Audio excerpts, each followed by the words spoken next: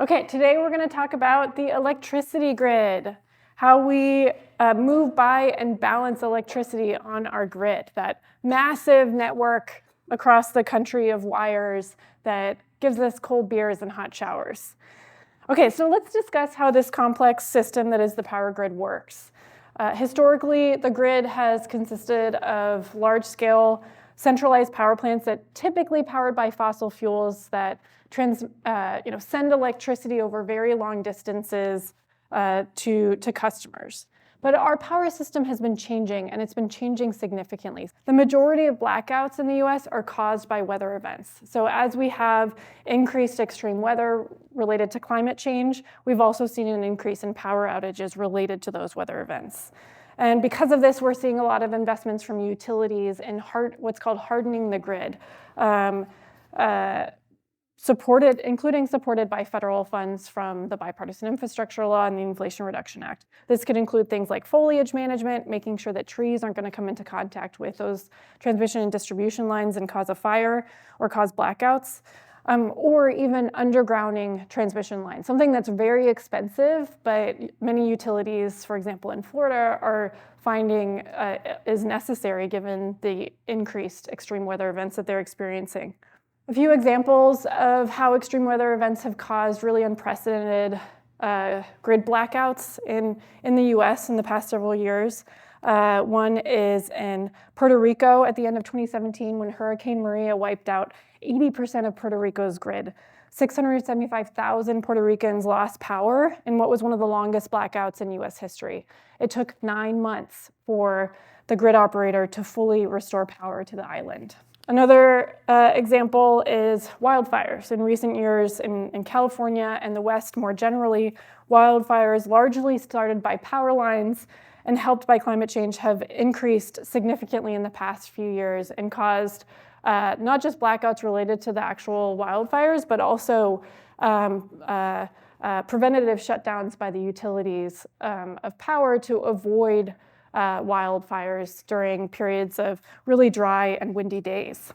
Luckily, we've seen a little bit of a reprieve in the past couple of years because we've had fairly wet years, but a lot of modeling is showing that that's just a temporary reprieve. Another example, in February of 2021, an unprecedented and icy winter storm hit Texas, which led to the forced power outages over the course of multiple days for about 4.5 million customers.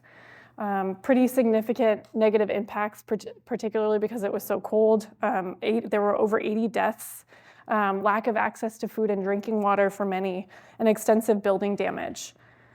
Anyone who might have read the recommended readings associated with this? What were the causes of the power outage? Yeah, definitely. There were a lot of natural gas power plants that weren't able to operate because they didn't have proper insulation, not just of the plants themselves and weatherization, but also of the pipelines. So yeah, don't mess with Texas. Texas has its own power grid to avoid regulation by the feds, which we'll talk about in a minute. But the result is that it limits exchanges of power with the neighbors, right? So when they had significant outages, they couldn't import electricity from surrounding states,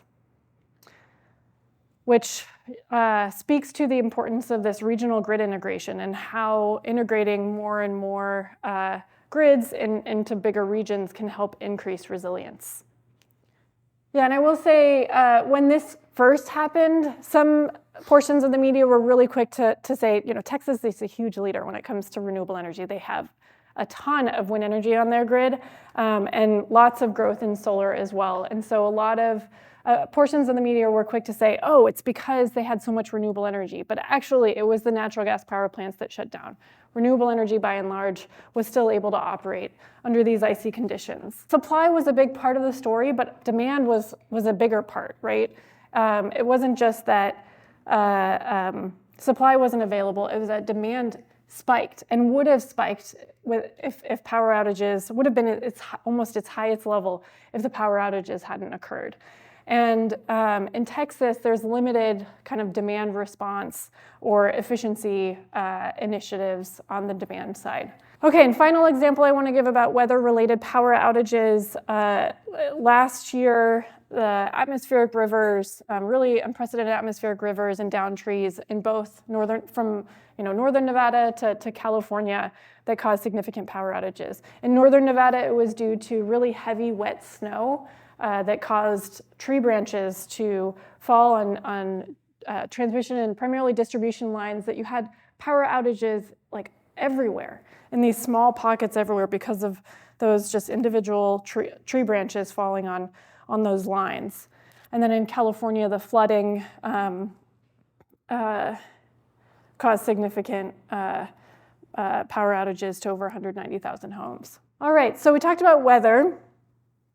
We've also seen a rapid increase in wind and solar on the electricity grid, both in the US and around the world, that these resources, they're intermittent, right?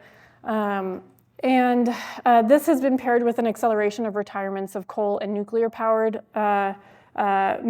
plants that are retiring, not just because they're increasingly economic, and they're not just because they're old, but because they're increasingly uneconomic and unable to compete with the low-cost wind and solar resources. So this chart, it shows the global electricity mix from Bloomberg New Energy Finance, both historically and then forecast what it's going to look like in the future. All right, so in California, the challenges of integrating more and more levels of renewable energy into the grid, and in particular solar, are depicted by the so-called duck curve that you learned about in your readings and videos, and that we talked a little bit about at the beginning of lecture. But to recap, the duck refers to the shape of the net demand, also known as the net load curve, which is total electricity system demand minus renewables generation. So the net load or net demand curve, it captures the ramping requirements of non-electricity generating resources on the grid whenever solar and wind electricity aren't available. And the reason why it's structured this way is because wind and solar resources are typically deployed first on the grid. They're prioritized, right? Because they have no marginal cost.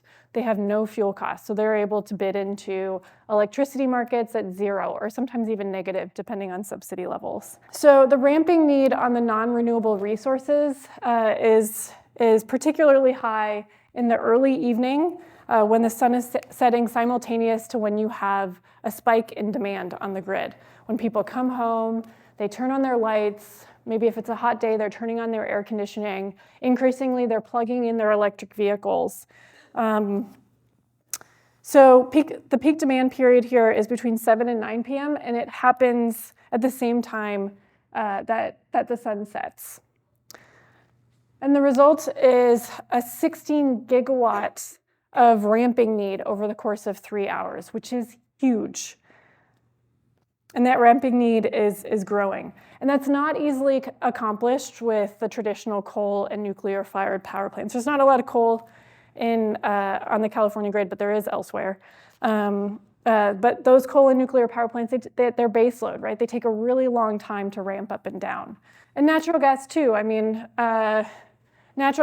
certain natural gas power plants can ramp up and down really quickly, but even so, it can be very costly to do so. So growing renewable energy on the grid is increasing these ramping needs. But the other challenge that comes up, as we talked about earlier, is that renewable energy supply could outstrip demand in the middle of the day. You can see it with this net load curve, the green curve at the bottom, getting almost to zero in the middle of the day. And that results in the need to do something with that generation, right? Grid operators could curtail it. They could incent resources or incent sources of demand to shift to other parts of the day. They could store it using batteries or other energy storage devices. We'll talk about these tools that grid operators have to manage overgeneration risk in a little bit. So in case you didn't see it, that's the duck. So the duck curve really helps characterize the challenges with integrating more and more solar on the grid. With wind energy, you don't necessarily have the duck curve per se, but you have shorter and more frequent ramping needs as the wind resource varies throughout the day. And the wind resource, its profile is different in different parts of the country as well. It's not like the sun where, it rises and sets roughly same profile across the world. All right, so we talk a lot about supply, but it's really important to remember that the role of supply is to meet demand, right? So it's not just the supply mix that's changing and stressing the grid, but it's also the demand. Air conditioners are a big source of demand, and in some instances, new demand. And usage of air conditioning is often coincident with those peak periods on the grid, and often a driver of peak demand on the grid. About 30% of US peak demand is attributable to air conditioning, and 87% of US households have air conditioning. In many countries, right, they don't have as high levels of penetration of air conditioning. And as our climate warms, as those countries develop, we're going to see more and more air conditioning adoption that causes grid demand curves to be more peaky. This is one of the reasons why efficient air conditioning adoption is so important when you're thinking about managing resilience on the grid. And as we are seeing more and more renewable energy on our grid, we're seeing a push for electrifying everything, as we talked about earlier in the class, as a significant decarbonization strategy, right? Electrify transportation, electrify heating in homes, and electrify industry. And this electrification has the potential to significantly increase electricity demand. You can see in this chart here, historical electricity demand over the past decade has remained relatively flat and even decreased in some instances. But under various scenarios, we're seeing huge increases in electricity demand driven by this electrification trend. To give a sense of scale, the typical US residential home has a maximum demand of about 8 kilowatts. And the typical EV level 2 charger in the home draws about 7 kilowatts. So adoption of an EV could almost double the maximum demand of a residential home. Pretty significant.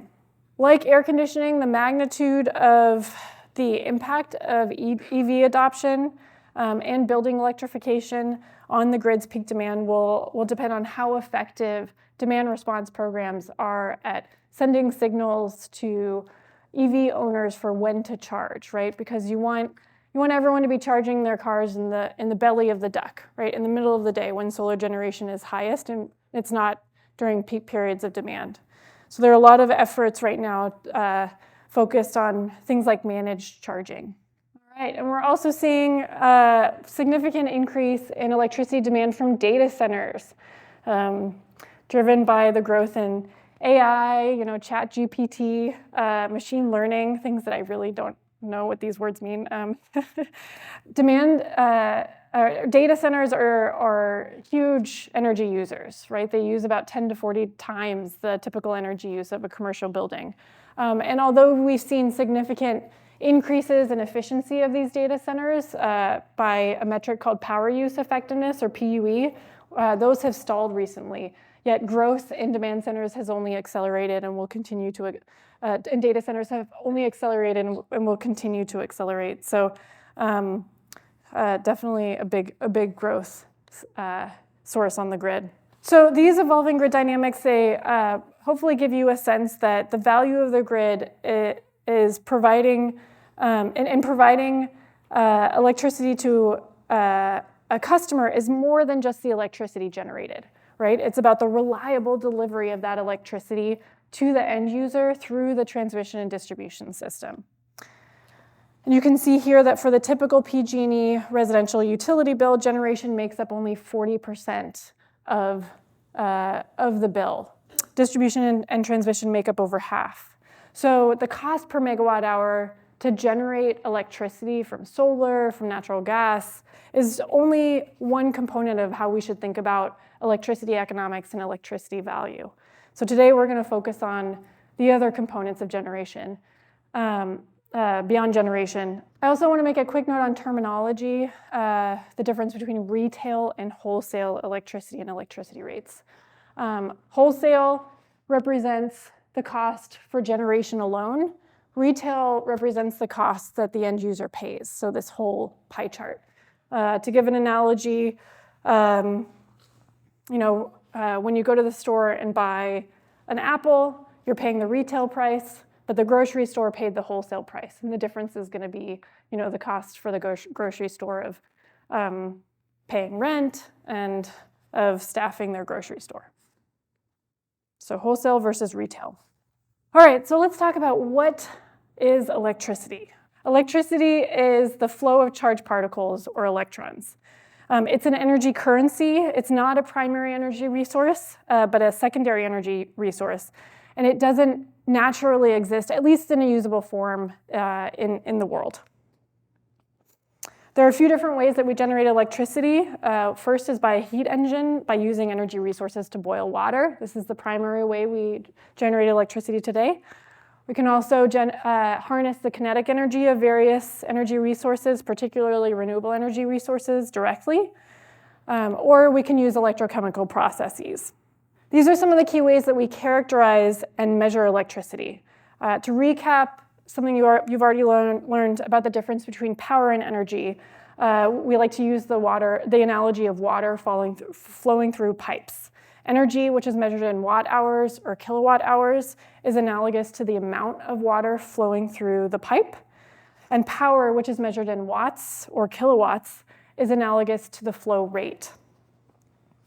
To give a concrete example, a microwave typically draws about a kilowatt of power when it's turned on. So if we turn on a microwave to pop some popcorn and we run it for an hour, we'll probably have some very burnt popcorn, but that will have drawn a kilowatt hour of electricity. And to give you a sense of economics, the cost of doing that would be about 15 cents, which is pretty cheap. So there are three important properties of power. You've got current, voltage, and resistance. Current, which is measured in amps, refers to the rate at which electrons or charge flow through a given point or area. You get a current to flow through a conductor like a wire by applying a voltage to it. Voltage, measured in volts, is analogous to the pressure difference in our pipes. And it's the push of the electricity. Resistance, again, using the water analogy, is like the friction in your pipes. So resistance is measured in ohms. This chart just gives you a sense of scale of both consumption and supply of electricity. So charging your cell phone, it takes about a watt. We talked about how microwaves typically take about a kilowatt when they're turned on. The average home power demand is between 1 and 1.5 kilowatts, but this is average, so sometimes it can be higher and sometimes it can be lower, depending on what electrical appliances are turned on. And in terms of supply resources, like we talked about, these can vary in size quite a bit. You could have a 5 kilowatt system on your rooftop, or you could have a 1 gigawatt nuclear power plant. The size of a power plant, as Diana will talk about on Friday, it's given in terms of watts, and it's known as its capacity. So let's talk about how the grid transmits electricity. And today, I'm really going to focus on how the US electricity industry is structured, but there's a lot of similarities with many other countries, including the EU and China. I will say, a big chunk of the developing world that has chronic electricity access challenges, the structures there and the trends are very different, but those are going to be covered in the Energy for the Developing World lecture. All right, so fundamental to how we transmit electricity is the difference between the two types of electricity. You've got alternating current, or AC, and direct current, or DC. AC has oscillating current and voltage, and direct current has constant current and voltage. So generators, by default, they produce AC because when you have a coil rotating within a magnetic field, with every 180-degree rotation of that coil, you have a change in current and voltage. Direct current is produced by sources like a battery or a solar PV panel, where you have fixed positive and negative terminals. So current is always flowing through that circuit in the same direction. The US grid predominantly runs on AC, and the speed with which the current alternates directions is called frequency, and it's measured in hertz. The US grid runs on an average of 60 hertz or 60 cycles per second. So every generator on the grid needs to be operating at that frequency. more or less. So our grid, it's dominated by AC power, but that was not always a given. In the late 19th century, Thomas Edison's vision for the electricity grid was one of DC. He imagined that the grid would be made up of lots of small-scale distributed power plants serving local customers within a limited region. And this contrasted with the vision of George Westinghouse and Nikola Tesla. Tesla, like Edison, was an inventor. He invented the AC motor and the transformer. Unlike Edison, Tesla and Westinghouse believed in a vision for the grid of one that ran on AC, that was made up of large-scale power plants that transmitted power over multiple regions. So what's better? What are the pros and cons of Edison versus Tesla and Westinghouse's vision for the grid? Yeah, definitely. There's less economies of scale, less efficiencies of that centralization. All right, so we talked about economies of scale being one vote for the Westinghouse and Tesla vision for the grid of running on AC, right, with these large-scale power plants. Another benefit of having these bigger, more regional power plant grids where you're transmitting power over longer distances is that you can achieve diversity of both supply and demand. We touched upon this earlier when we were talking about grid integration and regionalization. And this can support resilience. So in a bigger grid, you have more diverse sources of demand, and you also have more diverse sources of supply to meet that demand. And it also helps, in case one power plant goes off, there are lots of others that are available that you can draw on, which was one of the challenges that Texas had with their power freeze in 2021, right? They couldn't draw on other sources of supply when their power plants went down. But to give you a really oversimplified analogy, let's say that you like to use 5 kilowatts of power during the day, and you have a neighbor that likes to use 5 kilowatts of power at night. You could each have your own 5 kilowatt generating systems for 10 kilowatts total, or you could share a 5 kilowatt power plant, right? And get the same energy services. So that's an oversimplified analogy to help demonstrate the value of these bigger grids that diversify supply and demand sources. So ultimately, AC won out. Like I said, the US grid runs on AC, and that's because Tesla invented the transformer, which can easily increase and decrease the voltage of alternating current, which allows for the more efficient transmission of that power over long distances. When you have higher voltage, that results in lower line losses. So our transmission and distribution system was built for AC power. Typically, you've got your centralized power plants that generate AC power at about 3 to 30 kilovolts. Kilo is 1,000, so kilovolts is 1,000 volts. Before it goes onto the transmission system, its voltage gets increased by a transmission substation that uses a step-up transformer that increases the voltage to at least 138 kilovolts, and on some transmission systems, it could be up to 1,000 kilovolts. Before it reaches your local grid, known as the distribution system, the electricity gets routed through a step-down transformer that decreases the voltage to between 4 kV and 13 kV. And then before electricity reaches your house, it needs to be at 120 volts or 240 volts, right? So it needs to be stepped down again before getting to your house. A customer's electricity consumption is measured through a meter, which is why we have these terms behind the meter and in front of the meter. So behind the meter refers to anything on the customer side of the meter, and in front of the meter refers to everything on the utility side of the meter. So your house, it runs on alternating current. What comes out of that plug is AC, but not all appliances run on AC. A lot of them do, like the big white appliances, refrigerators, washing machines, etc. But the smaller, lower power appliances, they typically run on DC, like your laptops and your cell phones. So that's why you often have in your charger for those laptops and cell phones, you have a rectifier that converts AC to DC, and then you have a transformer to get the right level of DC voltage from that building's 120 volt socket. If we want to convert DC to AC, like we need to with a solar PV panel, channeling electricity either into the house or into the grid, you need to have an inverter. About 12% of power lines are transmission lines, and the remainder are those lower voltage distribution lines.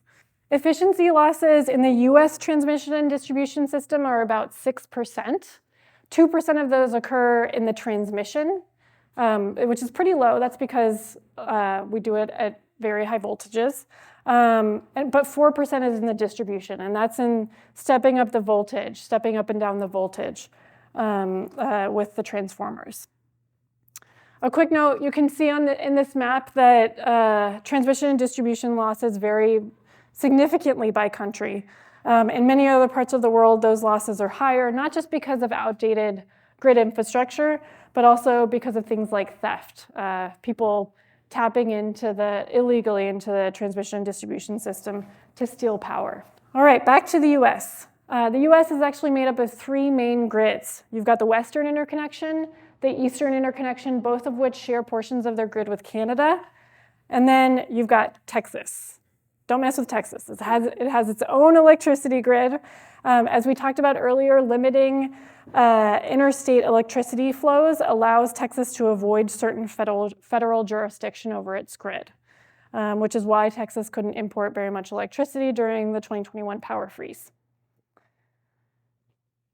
So the flow of electricity is restricted between each of these 3 grids. Although all of the North American interconnections operate on the same average frequency of 60 hertz, the individual interconnections are not in sync. So you can't just freely transfer power between them. Instead, high voltage direct current transmission lines, HVDC lines, are used to connect the various regional systems.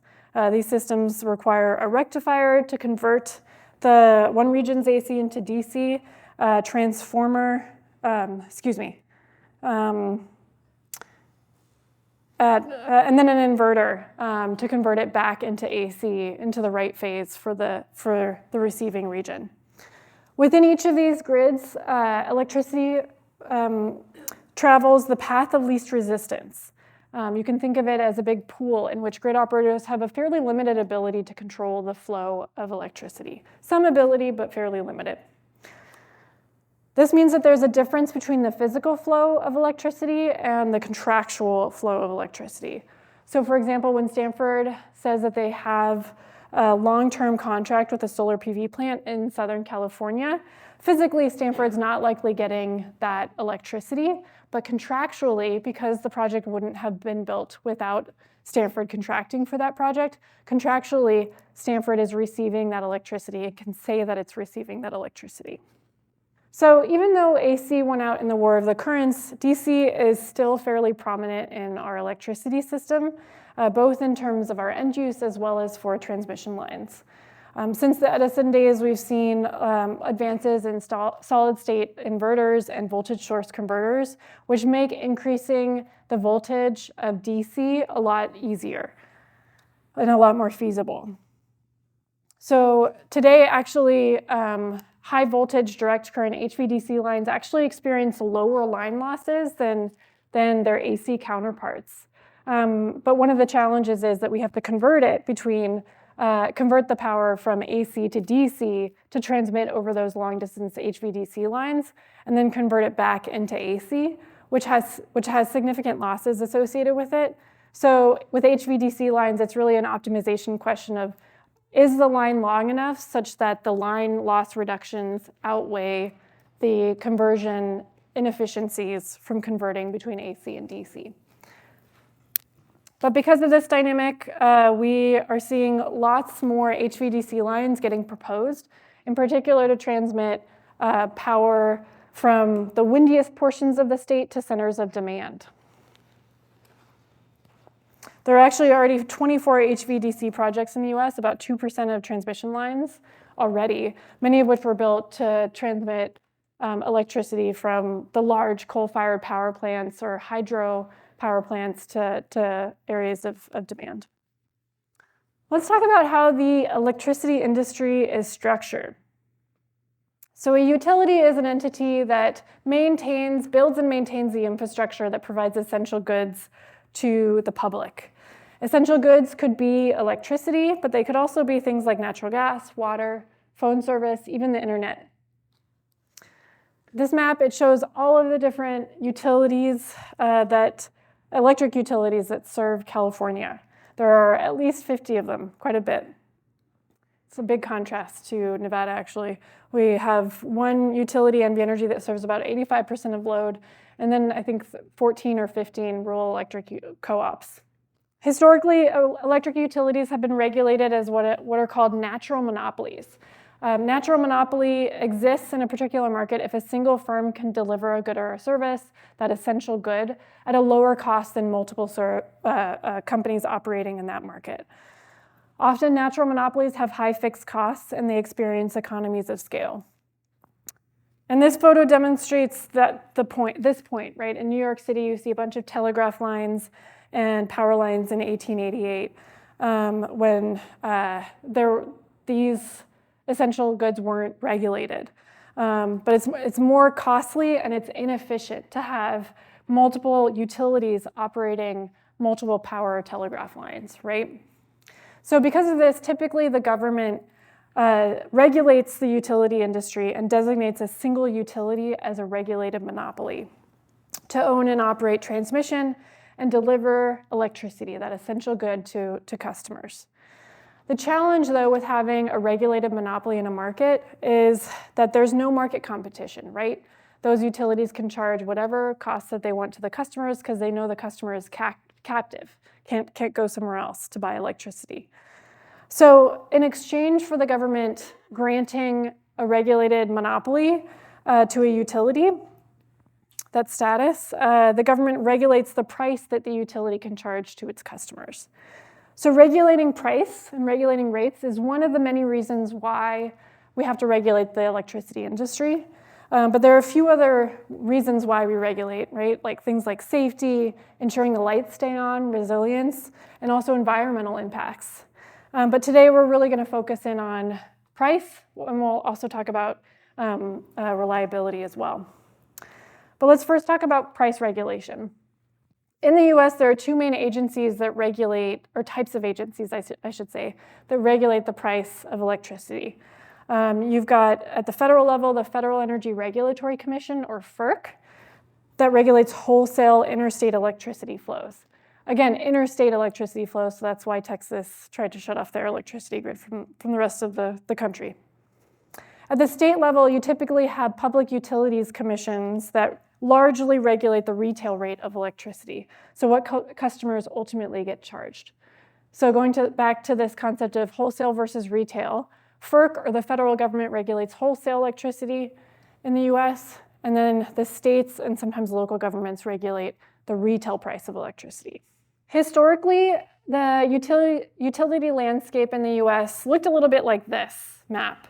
We had vertically integrated monopolistic utilities that owned their transmission and distribution, and they owned their own generation assets as well, within their own service territories. And there was really limited competition or sharing of resources between the different utility service territories. So it was very provincial.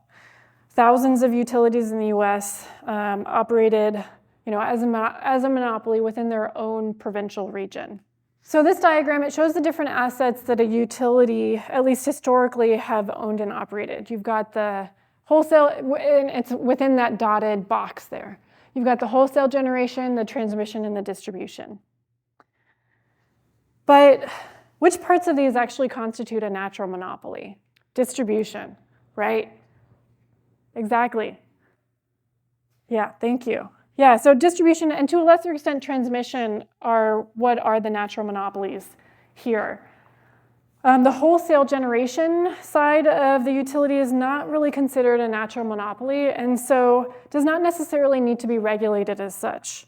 So because of this, over time, we've seen the deregulation of wholesale electricity markets in the US that separate out the transmission and distribution assets from the generation assets of the utility, so that only the transmission and distribution assets are regulated as that natural monopoly.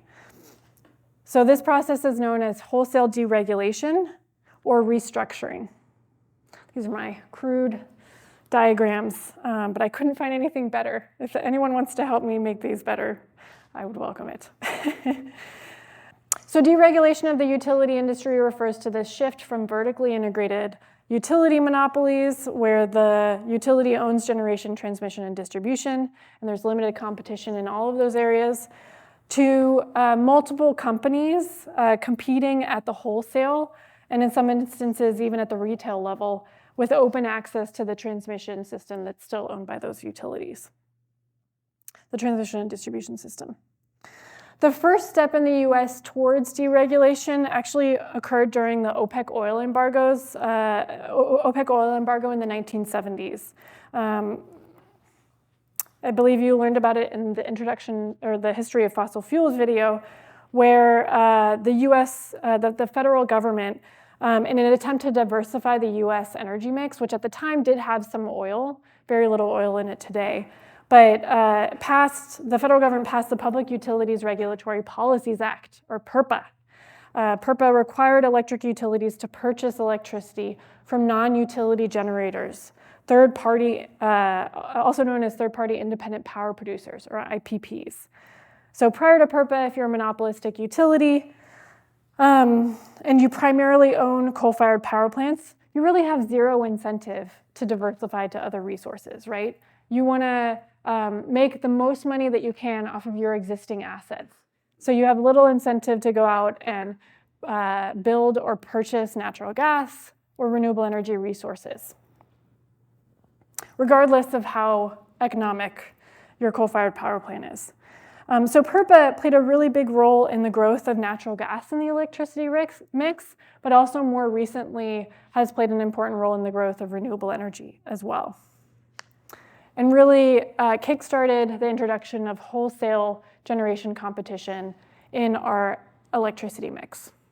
So while distribution and transmission are still largely regulated as a natural monopoly in the US, generation has slowly been deregulated and transformed into that competitive market. In addition to PURPA, we had FERC orders 888 and 889 in the late 1990s that established independent system operators and regional transmission organizations, ISOs and RTOs, that are nonprofit entities that operate the grid and ensure open access to the transmission system. So again, the utilities still own the transmission and distribution system. The ISOs and RTOs are just in place to ensure that there's open access to those transmission and distribution systems, and also to ensure reliability on the grid. All right, so today we have 7 ISOs and RTOs that cover, in the US, that cover about 2/3 of load, of demand. And you can see them on this map here on the right. So this means that in these RTOs and ISOs, in these regions, wholesale electricity prices are no longer regulated by the government. They're instead set by the market. You have a question? You mentioned Texas has a system where people can choose their own electricity provider to get a lower rate. Has this system been proven to be more beneficial? Yeah, it's a great question. I mean, what do people think? Texas, as you say, is retail deregulated. We talked about wholesale deregulation, but there have been some states and some regions that have retail deregulation where customers have the choice as well. One of the challenges in Texas, and part of the criticisms that Texas got because of the power freeze, was that the retail deregulation actually incentivizes the electricity providers to precipitate events of high electricity prices, where demand outstrips supply. So they actually don't necessarily have an incentive to avoid blackouts. So because wholesale generation, by and large, gets all the benefits, there's actually not a huge body of evidence that suggests that retail deregulation provides any additional benefits and could actually create disincentives for things like resilience or bringing down costs. With retail deregulation, that means retail electricity prices aren't regulated. So during the Texas power freeze, a lot of customers saw electricity prices through the roof.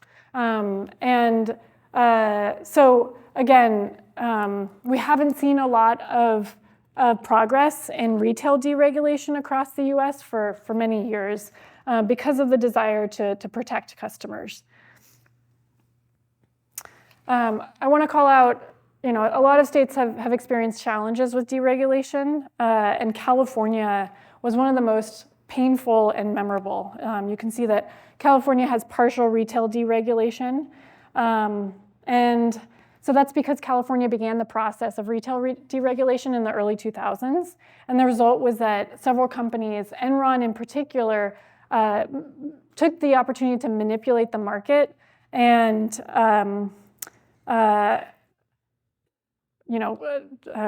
purposefully put generators offline to increase retail electricity prices, which caused prices to skyrocket and caused rolling brownouts and blackouts, and ultimately the first bankruptcy of Pacific Gas and Electric, of PG&E, that really put a stop to retail deregulation in California.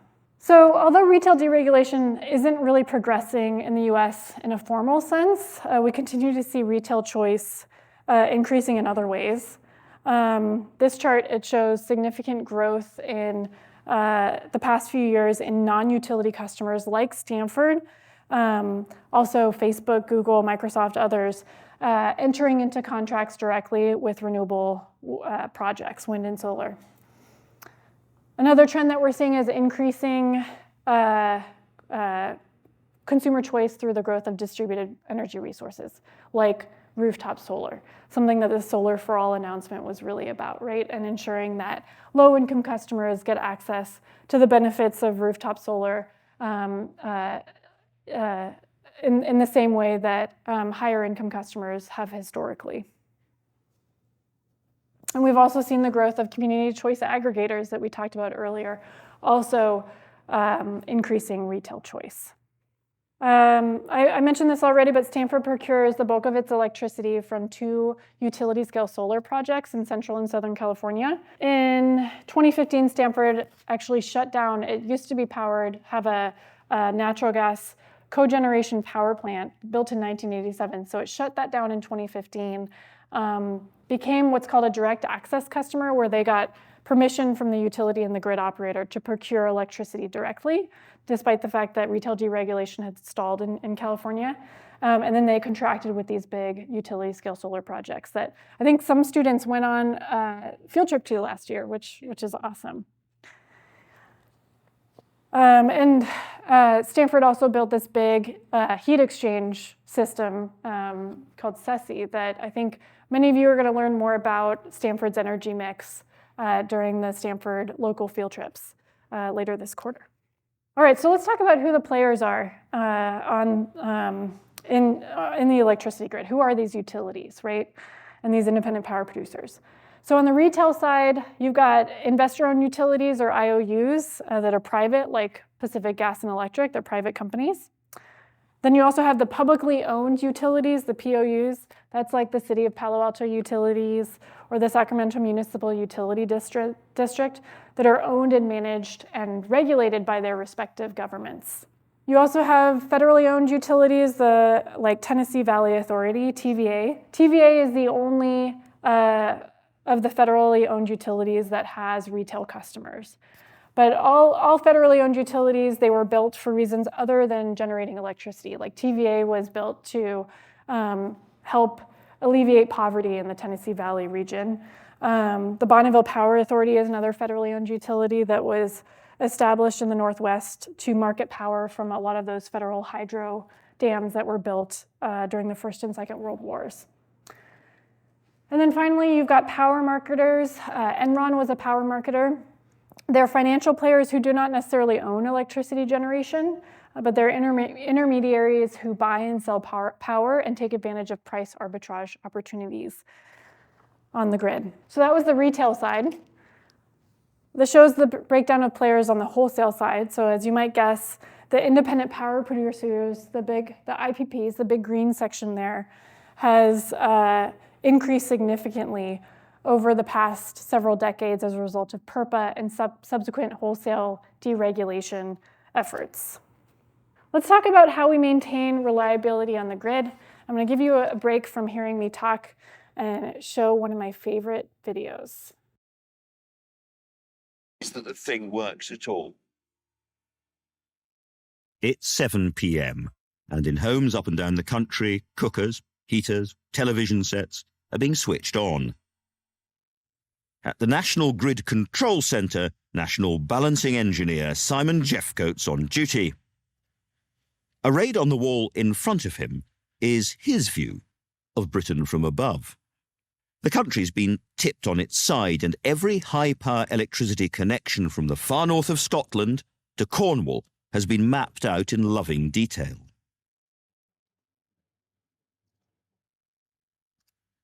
But Simon is bracing himself for the most difficult moment of his day by watching EastEnders. When the credits start to roll, he's going to have to deal with a massive surge in electrical demand, what's known as a TV pickup. We're expecting a pickup of around about 3 gigawatts, which is 3,000 million watts, or equivalent to 1.5 to 1.75 million kettles going on. So we expect the demand to pick up over a period of about 5 minutes. Power surges like this are unique to Britain. No other country in the world switches on so many kettles in so short a time. To cope with the strain, Simon has had to put specialised power stations on standby as far away as Snowdonia and Scotland. These hydroelectric plants can set thousands of tons of water plunging down the hillside at a moment's notice, generating huge bursts of power in a matter of seconds. But Simon is also having to ask our neighbours across the Channel for a favour. To assist us with the end of EastEnders, we have the French link picking up, and they are picking up 600 megawatts at 100 megawatts a minute. So that's, again, a very rapid response. Simon is slave to this flickering frequency indicator, which he has to keep as close as possible to 50 hertz. If there's not enough power in the national grid, it drops off the scale. Too much, and it shoots off the other side. And he has to judge his timing perfectly, even if the BBC isn't quite working to schedule. We've been notified of a time for the end of the programme, and it hasn't actually finished at that time. Which means?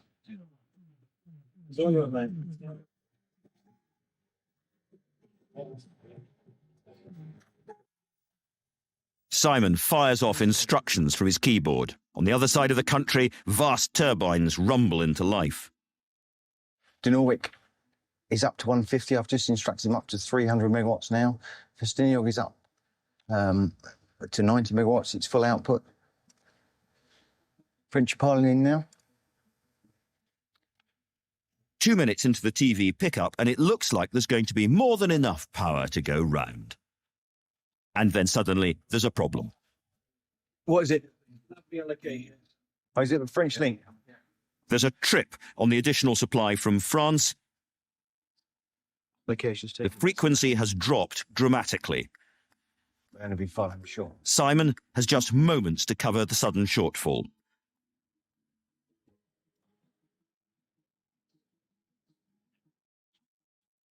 He rapidly sends out instructions to get one more hydroelectric plant online. Then, once more, the supply heads back into the safe zone. It was an immediate decision. As soon as the frequency dropped through 49.8, I had to react. The delicate balance of our electricity supply has been restored, for now. And across the country, 1 million kettles keep on boiling.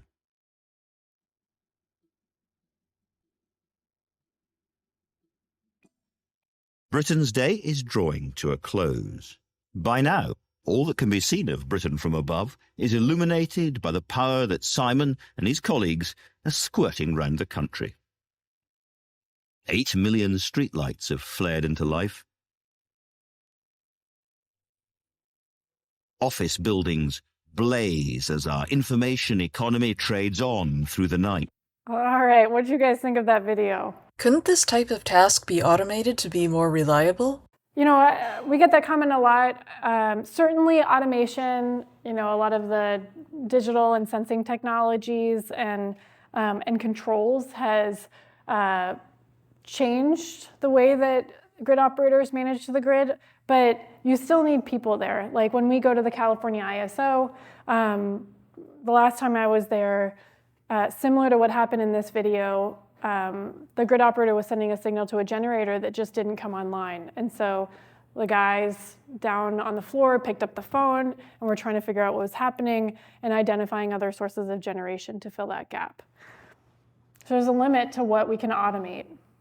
Yeah, I think another point that this video helps drive home is that the importance of being able to use generation resources from a variety of regions, right? If the French link went down, Simon was able to pull in electricity from elsewhere, and that helped keep the lights on.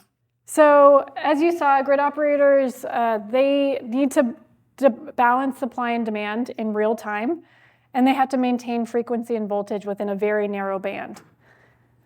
And when they fail at this, the result is grid blackouts.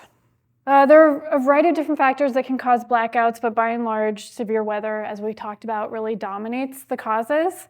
But other factors can include tree branches coming into contact with power lines, often precipitated by extreme weather events. We've also got sabotage, both physical and cybersecurity challenges. Animals, the map here in the middle shows a Seattle outage that occurred because a raccoon got into a substation. There is a US-wide entity that was set up by the federal government and managed by FERC that's designed to ensure reliability and set standards for grid operators to maintain reliability. That's called the North American Electric Reliability Corporation, or NERC. So NERC sets those mandatory reliability standards, and they also designate what are called balancing authorities who are charged with implementing these reliability standards. And those balancing authorities are, if you have an RTO or ISO in your region, it is the RTO or ISO. And if not, it's your utility. So RTOs and ISOs, in addition to ensuring open access to the transmission and distribution system, are also charged with ensuring reliability.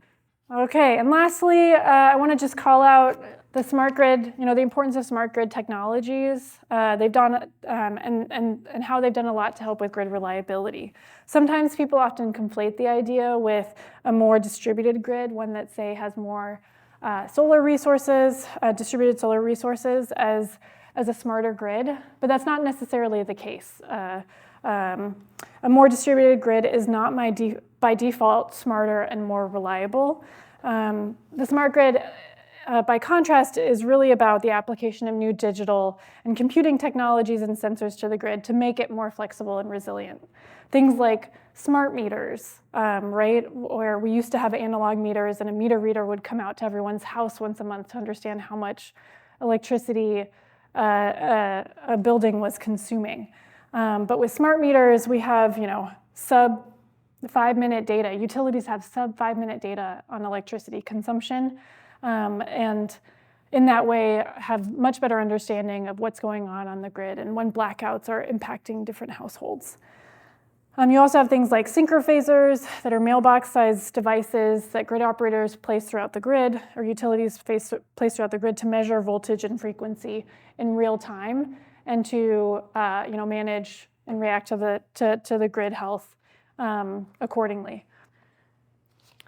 Okay, so let's talk about electricity markets and economics. A useful way to think about electricity project costs is a metric called levelized cost of energy, or LCOE. It takes into account the lifetime costs of an energy project divided by a lifetime production of that energy project. And the output is LCOE, which is a cost per megawatt hour. So it's a metric that really depicts the true cost of generating a megawatt hour, and it accounts for the variability in both capital costs across different electricity generation resources, as well as operations and maintenance costs, right? For example, a solar project might cost more per megawatt to build, but it's going to cost less to operate than, say, a natural gas plant because it doesn't have any fuel cost, right? And pretty minimal maintenance, minimal moving parts. So levelized cost of energy kind of normalizes for that variability across different electricity generation resources to create this dollar per megawatt hour cost of generating electricity. This chart shows the levelized cost of energy analysis that's released by an asset management firm called Lazard on an annual basis. And it's referred to pretty frequently and is fairly up to date and representative of what Lazard is seeing in the industry. And you can see that the different electricity generation resources, they can be ranked based on how much they cost per megawatt hour. But one of the challenges with LCOE is it's not the whole picture, right? There are other characteristics of electricity that we care about beyond just the cost to generate a single megawatt hour. We care about how quickly those megawatt hours can be generated, right? Because the grid needs to balance supply and demand in real time. It's really important that we have generators on the grid that can ramp up and down really quickly in response to changes in demand, as well as changes in, say, renewable energy resources that might be intermittent. So similar to how people might pay a premium for a Tesla that has ludicrous mode, grid operators and utilities will pay a premium for electricity generation resources that can ramp up and down quickly. It's also about how reliable those megawatt hours are, right? If you call on an electricity generation asset to power up, is it going to be able to? With a solar project, for example, if it's nighttime, you're not going to be able to rely on it, right? And then you also have other factors like fuel price risk. Natural gas in particular has a lot of variability in its fuel price as natural gas increasingly becomes an international commodity and is influenced by geopolitics, as well as disruptions in supply. And also things like predictability, right? Solar might be very intermittent, but it's very predictable. We generally know when the sun is going to rise and when it's going to set, and similarly in the case of wind energy, we've gotten better and better at forecasting what that resource is going to be like, whether or not it's going to be cloudy in the case of solar, or how windy it's going to be in the case of wind. The social and environmental costs are another kind of value characteristic of electricity beyond just the cost per megawatt hour. And we've seen development of regulations of those environmental impacts, as well as markets, things like carbon markets in various parts of the US and globally to help internalize that external price of carbon, that social cost of carbon. Because there are these different value characteristics of electricity beyond dollar per megawatt hour, similarly in electricity markets, we've seen the development of markets to value these different characteristics. And there are really three main categories of markets within wholesale electricity markets that are present in those 7 ISOs and RTO regions that we talked about on Monday. And these markets, they're largely segmented based on time scale. You've got the ancillary services markets over here that compensate generators based on how quickly they can ramp up and down. They're really about maintaining reliability and ensuring, frequency and voltage are maintained on the grid. And there are multiple different types of ancillary services markets that require generators to ramp up and down on the order of minutes all the way down to sub-seconds. Then you've got your energy markets where generators bid in and prices are set on the day-ahead market. And then 15 and 5-minute intervals. And then you've got your long-term planning and procurement processes where utilities contract with electricity generation resources years in advance to ensure that sufficient supply is available to meet demand, even during periods of the highest peak during the year. So I'll talk about these three main segments, market segments in turn, and want to start with those energy markets. The energy markets, the ones in the middle, because they are where the most wholesale electricity transactions occur, and because of that, they're the biggest determinant of the wholesale electricity prices. So I mentioned there are day-ahead markets, there's 15-minute markets, and then sometimes even the 5-minute markets. The 15 and 5-minute markets are known as, they're called real-time markets. Because the more frequent that trading occurs in the market, the more the grid operator is able to meet supply and demand in real time. So only generators that can ramp up quickly can participate in those so-called real-time markets. As you talked about before in this class, you've got the traditional thermoelectric power plants, like the coal-fired power plants and the nuclear-fired power plants that take a really long time to turn on. Hours, sometimes even days in the case of nuclear. And even if they are on, they can take a really long time to ramp up and down. So those so-called baseload power plants are actually, they can't really operate in these 15-minute or 5-minute real-time markets. So this is really important because, oftentimes and historically we've seen the media and even politicians conflate baseload power plants with reliability. But as we talked about in the grid lecture, maintaining reliability on the grid isn't just about it's not about having always on resources, right? We've got variability in both supply and demand, and maintaining reliability and ensuring sufficient supply is available to meet that variable demand means having flexible resources that can ramp up and down quickly, such as natural gas peaker plants, and battery energy storage projects, as we'll talk about. All right, so how this market works, this chart depicts a hypothetical ERCOT day-ahead market. And the way that it works is that each generator submits a bid. Typically, they submit a bid at their marginal cost. That's just how a rational actor in this economic market would work. And in this graphical representation, this sample day-ahead market, you've got generation on the x-axis with each of the lines representing a different generator and their bid price. And the generators are colored based on the energy resource. And then on the y-axis, you've got the marginal price, which is their bid, what they bid in at. So all the generators bid in, and then based on where demand falls in that time period, in this instance, total demand on the system was 60 megawatts. You can see there, it's inelastic, so it's a vertical line.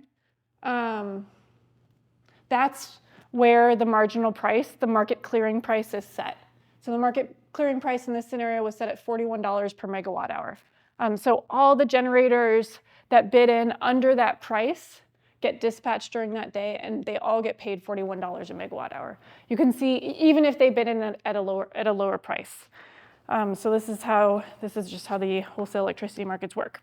Okay, so you can see that wind and solar, the red and the yellow, they bid in at zero, right? Because they have zero marginal costs. They don't have any fuel costs, right? But what they get paid is $41 a megawatt hour. Occasionally, we see market clearing prices go negative.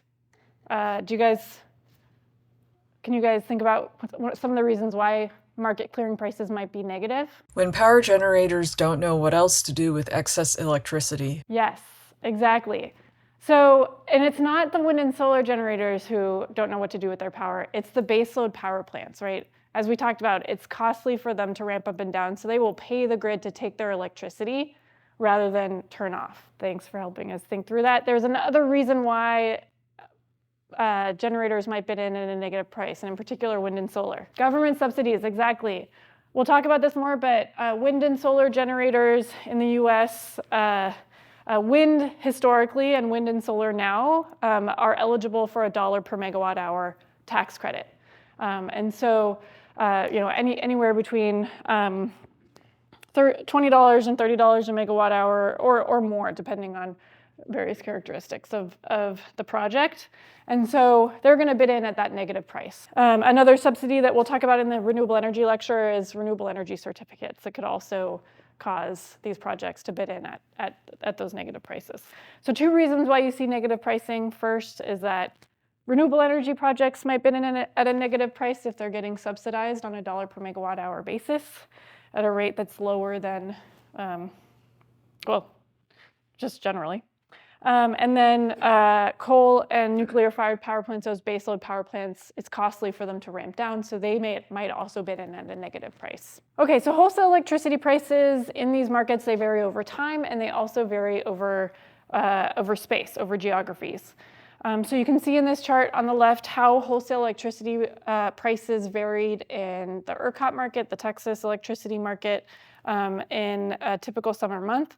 And you can see that there's a ton of variability from the average wholesale electricity price of $23 a megawatt hour to a high, which is actually the cap in this market, of $9,000 a megawatt hour.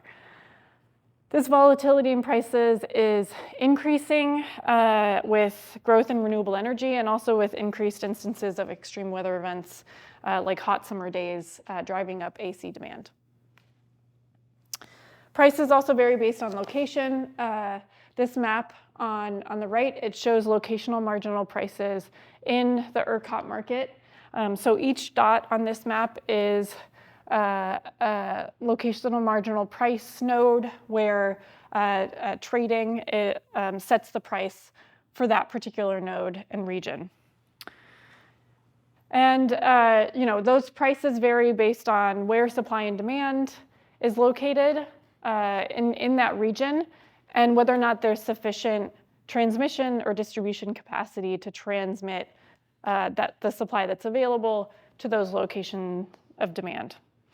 You can see that prices are fairly low and in some cases can go negative, like we talked about in West Texas, where there's not a lot of demand, not a lot of load, but there's a lot of wind energy resources and a lot of land. So lots of wind energy was built in West Texas. And although there's been efforts to build sufficient transmission to transmit that capacity from West Texas to areas of demand in like the Dallas-Fort Worth area and along the coast, it just hasn't been able to keep up with the boom in wind energy growth that's happened in West Texas. So you can see this, the imbalances in supply and demand over space, the spatial imbalances cause significant variability in supply and demand, in locational marginal price. All right, so we talked about the wholesale energy markets that are the largest determinant of electricity prices.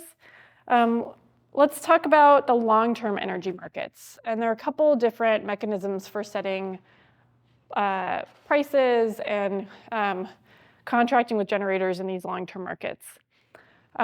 One of the drivers of long-term markets are integrated resource plans, which are plans developed by utilities to plan out their generation and transmission and distribution investments over longer term periods, so 5 years, 10 years, sometimes even 25 years.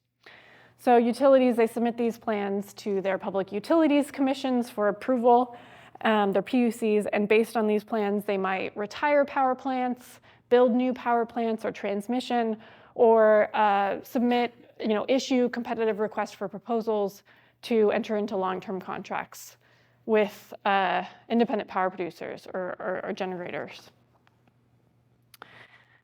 And really interesting trend that we've seen over the past decade from a lot of from many integrated resource plans that have come out is utilities saying that they're going to accelerate their retirements of their costly coal and nuclear-fired power plants, and they're going to replace them with wind and solar and battery storage, and in some cases, demand-side resources as well, investing in energy efficiency and whatnot.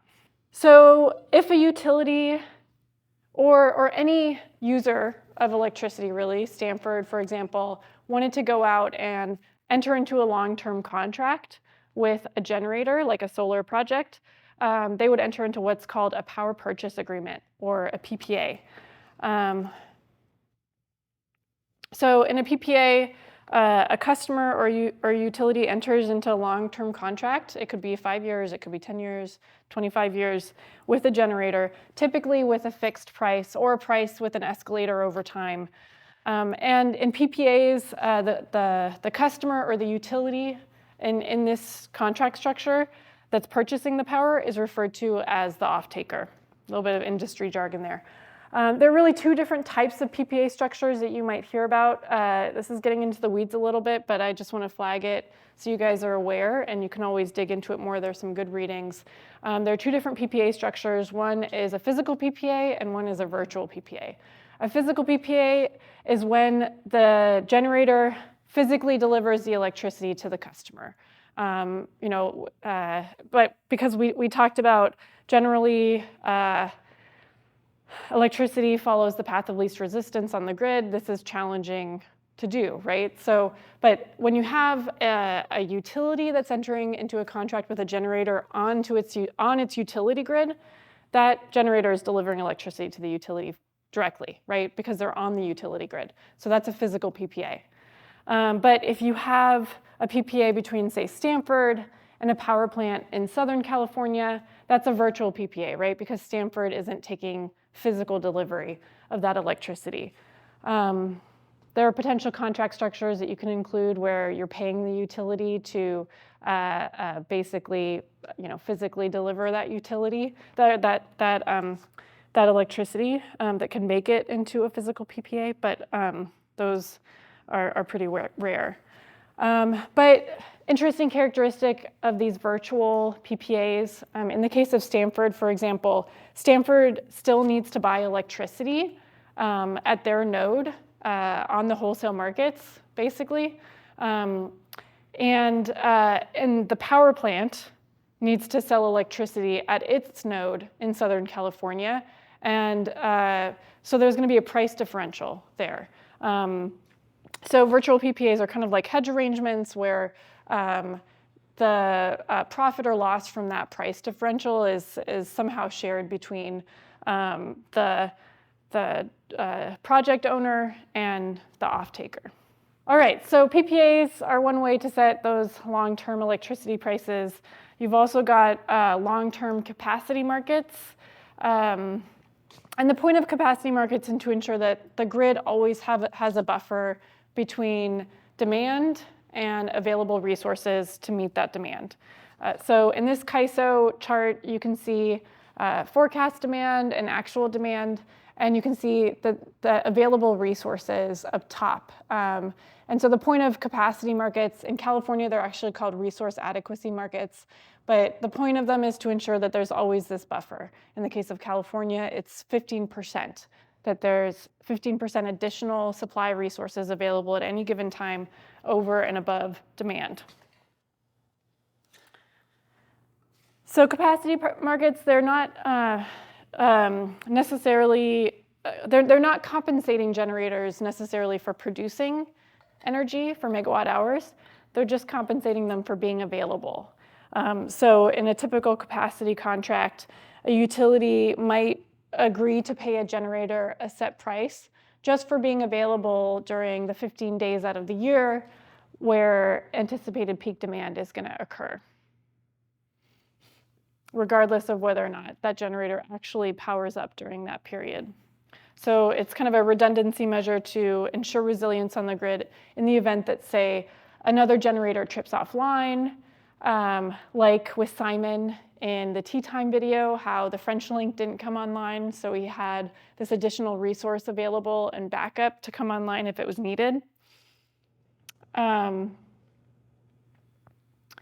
Or if demand unexpectedly spikes, like temperatures were much higher than expected and everyone turned on their AC at full blast at the same time.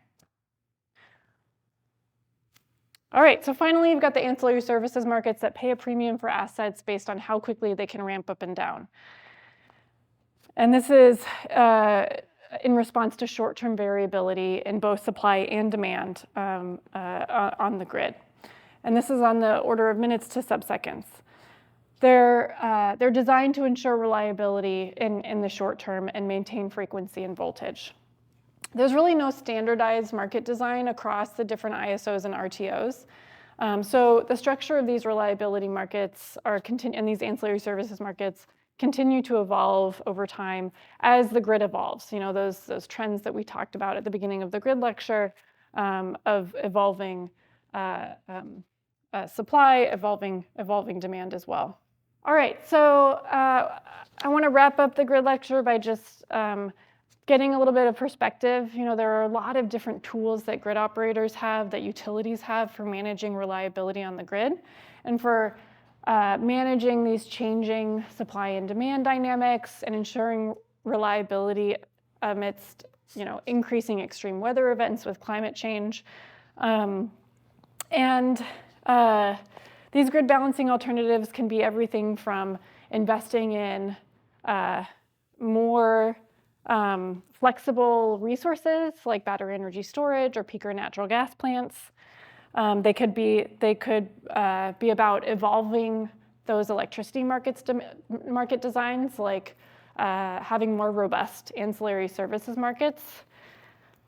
They could be about expanding those electricity grids and interconnecting grids to have more regional markets, like we're seeing with the trends with ISOs and RTOs becoming bigger and bigger. They could also be about redesigning retail rates and incentivizing demand to come online at different times of the day when supply is more available, like in the middle of the day when the sun is shining, rather than at that big ramping period when the sun goes down and you've got that 16 gigawatt ramping need.